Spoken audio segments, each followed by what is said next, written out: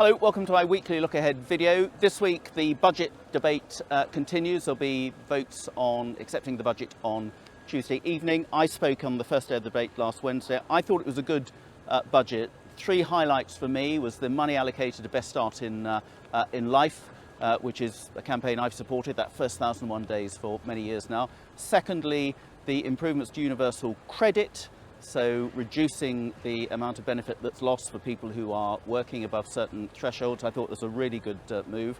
And thirdly, and it affects us a bit, the moves on alcohol duty, and particularly to link it to the strength of alcohol. So higher strength alcohol is going to be taxed more, but lower strength alcohol, and particularly English sparkling wine, a great trade and business in the UK, is going to be taxed less. Lots of other good things in the budget as well, and I've done a separate spiel about that.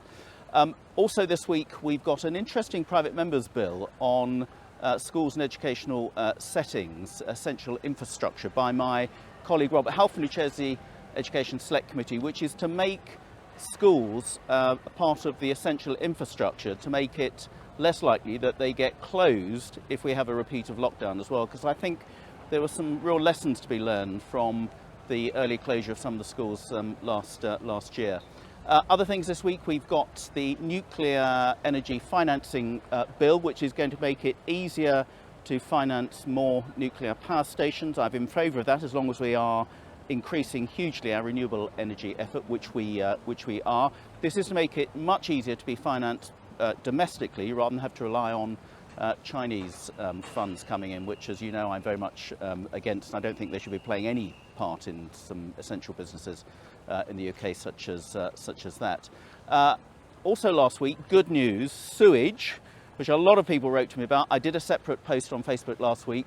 The government accepted some of the amendments which some of us voted in favour of the previous week, so better late than never. But that seriously strengthened the Environment Bill about these discharges from water companies, which are happening too often. I've been on the case with Southern Water. I've spoken to them several times, and I'm going to organise a round table with them to try and get to the bottom of some of these discharges, which aren't happening at times of extreme weather conditions. So I'm keeping on the case there, and I'll report back further on that one.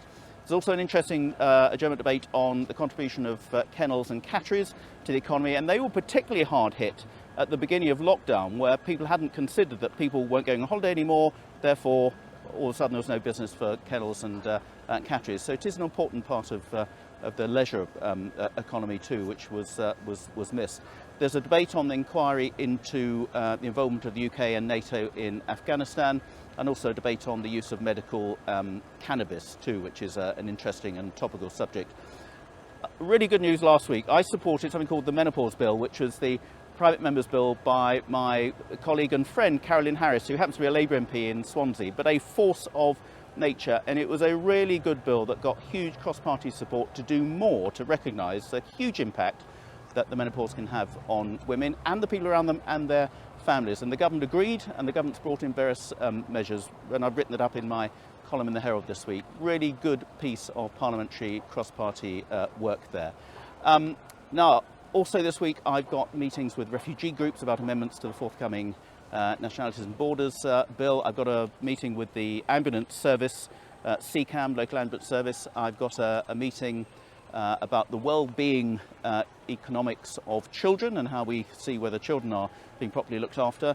A meeting on mindfulness, and also a meeting with the Eco Young and Engaged project about a forthcoming event we're doing to report back on COP26. And on that score, Thursday and Friday this week, I will be in Glasgow along with thousands of other people as part of the COP26 event. I'll do a separate report back on a video on that next week, but it's really exciting. So I won't be around on Friday, back in the constituency on Saturday.